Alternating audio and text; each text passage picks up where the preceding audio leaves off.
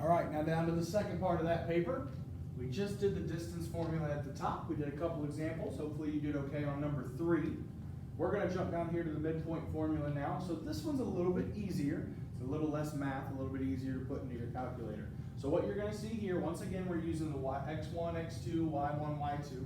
This time, what you're going to get for an answer is you're going to get an ordered pair that's going to look like this. So note in our equation, we have a comma in the middle. You're not adding these together. You're not subtracting them together. This is an answer, and this is an answer. You put them together to get the midpoint of the equation. Okay, so I want to go through and we're going to label them the same. x1, y1, x2, y2. Okay. Now, let's do the first part of our equation.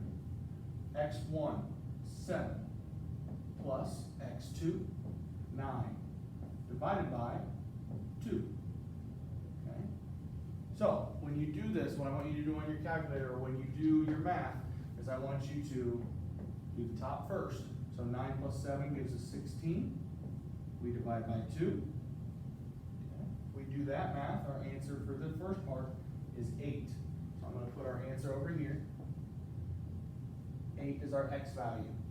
So now we have our x value. Now we have to do the y value. So we do our y's. We have -5 plus -1. All of that will be divided by 2. Simplify here, we get -6 over 2. And if we simplify that, we'll get -3. Okay, so your answer for this equation would be +8, -3. So if we tried to find the midpoint of this line and we're graphing it on a graph, what we just found is 7, -5 would be about here. 9, -1 would be about here. What we found is that midpoint. That right there is what you found. Okay, so we're finding the middle of that line on a graph when we can't find the middle.